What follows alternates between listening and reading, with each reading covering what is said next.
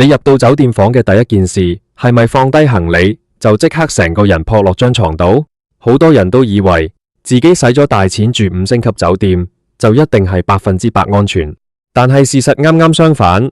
越係呢啲令人放鬆警惕嘅高檔地方，背後隱藏嘅私隱漏洞同埋安全盲區反而可能更多。我知道好多人聽到我要講嘅第一件事，第一個反應都會覺得，哇，使唔使咁誇張呀？依家咩年代啊？我好負責任，但話俾你聽，真係一啲都冇誇張。針孔鏡頭同埋偷拍嘅問題喺今時今日絕對係一個真實存在而且極之嚴峻嘅安全威脅，而且呢種事不只會發生喺平價嘅民宿或者商務旅館，近年連某些知名嘅星級酒店都頻頻爆出相關嘅偷拍醜聞。呢啲無孔不入嘅高風險物品，通常都會藏喺你完全唔會懷疑嘅日常擺設入面，例如房入面嘅鬧鐘、電視機外框、無線路由器、天花板嘅煙霧探測器、牆上嘅裝飾畫框、電源插座、電風扇，甚至是冷氣嘅通風口。全部都有可能成為藏匿微型鏡頭嘅重災區，而呢啲偷拍設備最常被放置嘅角度，基本上都係正正對準床鋪或者浴室。呢個唔係要靠嚇，而係真真實實發生過嘅案例。有些居心不良嘅人仲會特登將鏡頭偽裝成普通嘅擺設，例如房入面嘅鬧鐘，佢唔係面向床頭櫃俾你睇時間，而係正正對住張床嘅中央。呢個其實已經係一個好明顯嘅古怪警示。大家一定要提高警惕，但到底我哋入到房要點樣去查呢？呢度教大家3個行之有效嘅搜查方法。第一個係肉眼觀察法，入到房間之後，先唔好急住開行李，亦唔好即刻攤喺度。你首先要靜落嚟，環顧四周，特別留意房入面有冇一啲物品嘅擺放位置顯得極之唔自然。好似我頭先提到，如果個鬧鐘明明應該擺喺床頭，方便住客睇時間，但佢偏偏被搬到去正對住床中央嘅電視櫃頂，又或者牆壁上無端端多咗個來歷不明、位置古怪嘅小孔，呢啲全部都值得你行過去睇多兩眼。第二個方法係電筒掃描法，呢個方法操作起來非常之實用。具體做法係淡，將房間入面所有嘅燈光全部熄晒，令到成個空間處於全黑嘅狀態。然後打開你手機嘅電筒功能，用束光慢慢淡，一寸一寸淡，掃描房間嘅每一個角落，特別是要對準床頭、床尾、浴室方向嘅所有電器同擺設。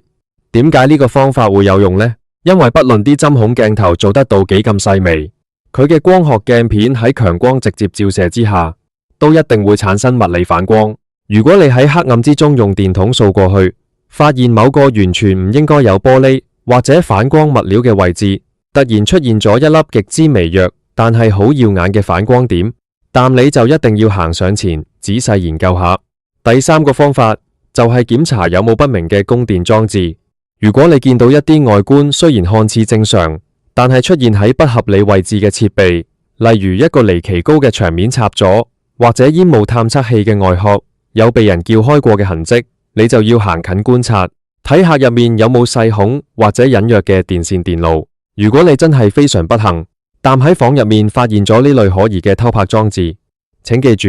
第一時間要做嘅事係立刻攞起手機打電話報警，千祈唔好因為好奇或者憤怒而亂摸佢，千祈唔好移動或者觸碰呢個裝置，因為上面留有安裝者嘅指紋同生物信息，呢啲全部都係最關鍵嘅法律證據。喺等待警方到場嘅同時，你應該用自己嘅手機由遠到近，將個現場環境同埋可疑裝置清晰但拍片留底，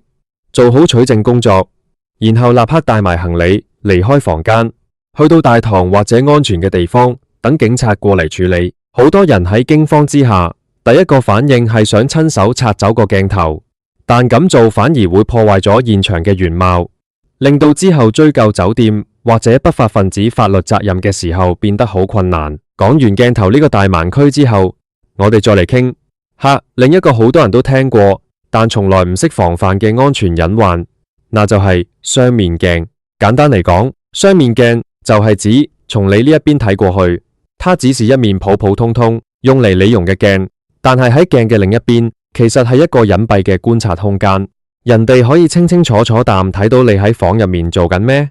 而你對此一無所知。呢種鏡子最常出現在浴室、更衣室，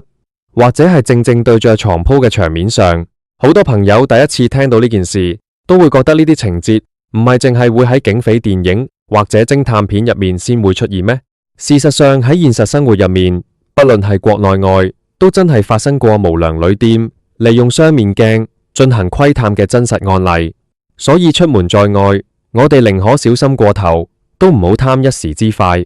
呢度同樣教大家3個分辨普通鏡子同雙面鏡嘅小技巧。第一個係手指測試法，呢個係坊間公認最快最簡單嘅檢測手段，因為你不需要借助任何額外嘅工具。做法係將你嘅指尖直接抵住鏡面，然後近距離觀察你嘅手指頭同埋鏡入面個倒影。如果你發現你嘅指尖同鏡入面嘅倒影之間隔住咗一條幾毫米左右嘅明顯間隙，淡就代表呢面係普通嘅單面鏡，屬於安全嘅鏡。點解會淡呢？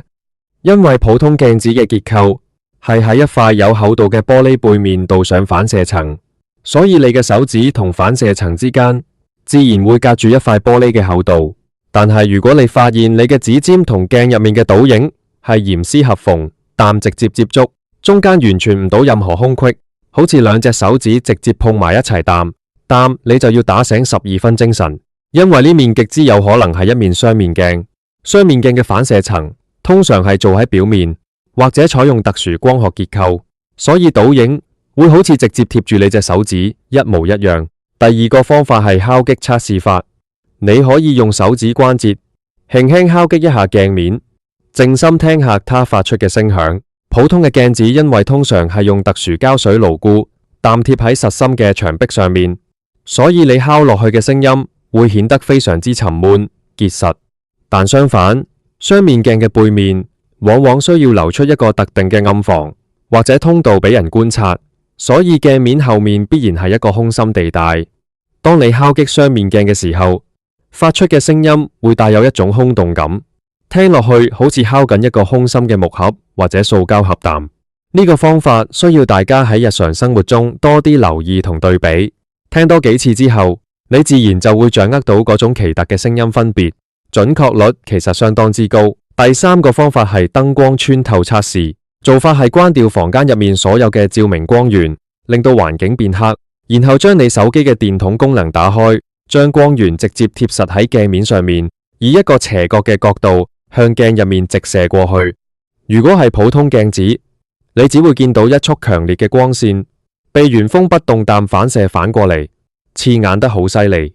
但如果嗰面係雙面鏡，由於它具有部分透光嘅物理特性，喺特定嘅強光照射角度之下，你隱隱約約會睇到鏡後面個黑暗空間有少少光線透咗入去，甚至隱約睇到鏡後空洞嘅輪廓。如果以上呢3個測試做完之後，你都覺得面鏡有古怪，千萬唔好奢望係自己多心，要立即聯絡前台經理要求換房。如果事態嚴重，或者酒店方推三阻四，應該直接報警處理。除了以上呢2大涉及私隱嘅核心漏洞需要打醒12分精神之外，仲有6件事喺你辦理完入住手續入到房嘅嗰一刻，同樣係完全唔可以忽視嘅。首先，我哋要講講關於床蝨嘅問題。呢件事真係好多平日不拘小節嘅商務客最容易踩坑嘅地方。好多人以為床蝨呢啲嘢淨係會出現喺好平、衛生條件好差嘅廉價賓館入面，但實際上，由於床蝨往往係跟隨住世界各地唔同旅客嘅行李箱同埋衣服進行傳播嘅。近年就算係好多明星在外，一晚大洋過千甚至幾千嘅頂級奢華酒店，都爆發過非常嚴重嘅床蝨危機。呢啲細小嘅昆蟲一旦咬到你，輕則皮膚紅腫奇癢無比，重則引發嚴重嘅皮膚過敏甚至發炎。更加致命嘅係，佢哋極之容易依附喺你嘅私人衣物上面，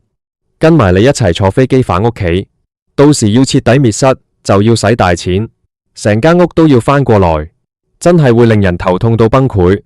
所以千祈唔好掉以輕心。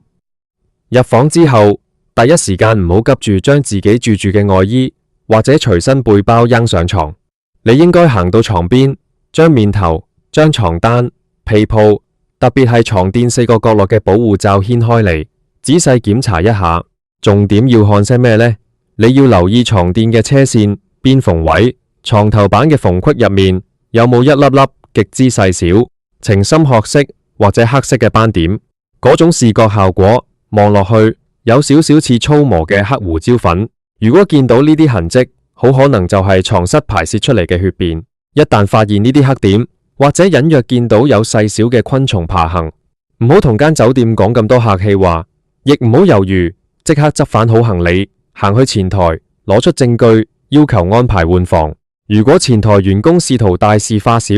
同你講呢啲只係普通塵埃，想同你打哈哈或者推卸責任，你一定要堅定立場，拒絕接受，甚至要求佢哋主管出嚟處理，換一間徹底、乾淨、冇任何衛生隱患嘅房間，先至係最直接、最能保障你成個旅程睡眠質量同身體健康嘅解決辦法。順便提提大家，喺檢查床蝨嘅同時，都要睇清楚張床單上面有冇一啲清洗唔到嘅大片污漬、血跡或者殘留嘅上手訪客毛髮。一間合格酒店提供嘅乾淨床單，理應係軟得非常平整、乾燥，而且帶有一股淡淡嘅洗滌清香，絕對唔應該有任何異味或者潮濕感。有任何一絲唔妥，你都有權利要求房務員即刻上嚟重新更換。呢個係你作為付費住客最基本、最理所當然嘅權益。跟住落嚟，房入面嘅冷氣系統都要喺第一時間進行測試。好多人入到房覺得室溫啱啱好，就唔理個冷氣面板，結果到咗半夜2、3點，成間房因為最熱變得好似個蒸籠啖，醒咗先發現個冷氣原來壞咗或者根本唔製冷。到時你再打電話去前台，可能全間酒店已經滿房換唔到房，或者工程師一早收咗工，咁你嗰晚就真係唔使指望可以瞓得好。所以一踏入房間，請即刻行去將冷氣調高或者調低幾度，確認個風口有風吹出嚟，而且溫度有在相應轉變，總好過半夜3更先至狼狽啖冚人維修。另外喺門鎖安全方面，呢個係關乎你人身財產安全嘅重中之重，絕對不可以忽略。你入房鎖好大門之後，要由房間嘅內側將所有手動嘅插銷、防盜鏈、防盜扣全部扣上一次，測試下佢哋係咪穩固，有冇出現螺絲鬆脫、卡死或者被人故意破壞嘅情況。除了正門之外，如果房入面有露台，露台嘅落地玻璃推拉門、走廊嘅防火門都唔好漏咗去檢查。呢2個隱蔽嘅出入口，往往係好多旅客甚至連酒店房務員都會忘記鎖實嘅地方。有些小偷或者不法分子就係利用露台之間相連嘅走廊，由隔離房爬過嚟進行入室盜竊。如果你係一個人出差，或者係女仔單身去旅行，我強烈建議你可以在網上買個便攜式嘅旅行門鎖，或者叫阻門器。呢種小工具體積好細，但安裝喺門底或者門縫之後，就算出面嘅人有房卡或者鎖匙，都絕對無可能由外推開大門。多咗呢一層物理防線嘅保障，你夜晚瞓覺嗰陣自然可以更加踏實，唔使提心吊膽。與此同時，我哋都要行入浴室睇睇酒店提供嘅毛巾、浴墊、牙刷同埋沐浴用品份量夠唔夠。呢啲雖然望落去好似都係一啲雞毛蒜皮嘅小事，但提前確認好，總好過你洗完白白全身濕漉漉嘅時候，先至突然發現原來成個浴室連一條大毛巾都冇，到時要赤條條擔行出嚟，係電話叫前台送毛巾，個場面真係非常之狼狽，而且容易冷親。仲有入房之後順手攞出你隨身攜帶嘅酒精消毒紙巾，將房入面個電視遙控器、冷氣控制面板全面抹乾淨。根據無數次國際衛生組織同埋科學機構嘅抽樣檢測報告顯示，酒店房入面個電視遙控器其實係成個空間入面細菌同病毒最集中、最污糟嘅物品之一。原因好簡單，因為幾乎每一個住客入到房都會攞起佢嚟撳。有人食完嘢對手油淋淋啖摸，有人甚至咳完未洗手就去轉台。但偏偏房務員喺每日有限嘅清潔時間入面，往往只會更換床單同抹大面嘅桌椅。遙控器呢種細小嘅塑料物件，係最容易被忽略嘅衛生死角。如果你出門在外真係冇帶備消毒紙巾，呢度教你一個好簡單但係好有效嘅衛生替代方法。直接去浴室，攞個乾淨嘅塑膠浴帽，將個遙控器由頭到尾套住佢，然後隔住個浴帽嚟撳。呢個方法既簡單又方便，又可以100%隔絕上手留低嘅化妝品殘留、汗水甚至細菌，用起來安心好多。最後一樣，亦都係最多人出門旅行會徹底忽略，但係喺關鍵時刻真係可以拯救你同屋企人生命嘅，就係熟悉消防逃生路線。好多人入到酒店房，覺得自己只係住2-3晚，又唔係喺度定居，行入房見到張床好舒服，就咩都唔理。但我請你記住，安全防範永遠都係防患於未然。入到房間之後，請你行返去大門口，面向門板，望望貼喺門口背面嗰張清晰嘅層面，緊急疏散示意圖，睇清楚你自己現時身處嘅房間位置。再出距離你最近嘅緊急消防出口，安全樓梯究竟係邊個方向？但係只係用對眼睇張圖係遠遠不夠嘅。如果時間允許，我強烈建議你親身由房門口行出去走廊，按照圖中嘅指示，真正行一次，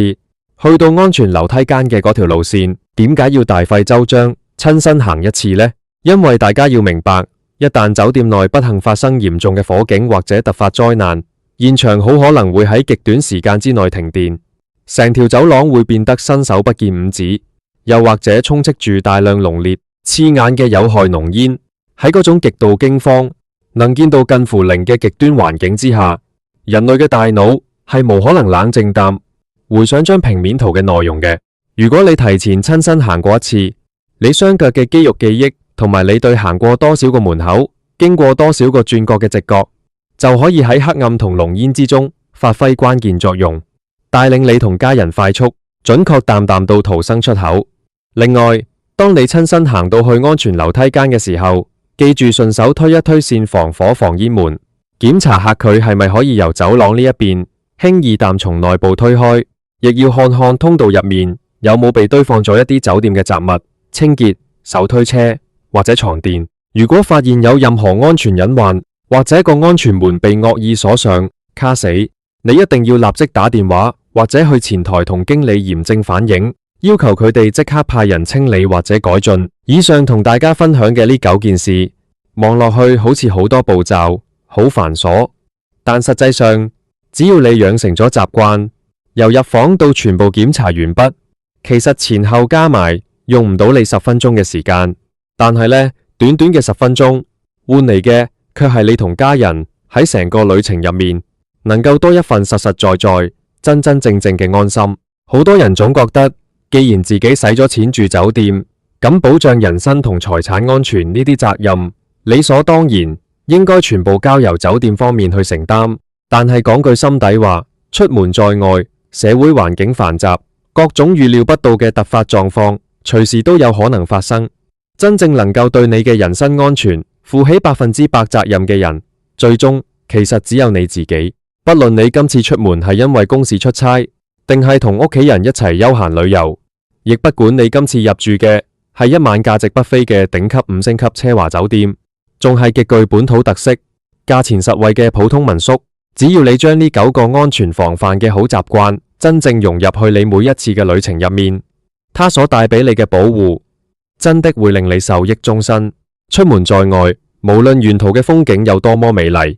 無論你談成咗多大嘅生意，平平安安出發，平平安安返到屋企，先至係一場完美旅行最核心、最重要嘅意義。如果今日同大家分享嘅呢啲入住酒店實用安全小知識對你有所啟發，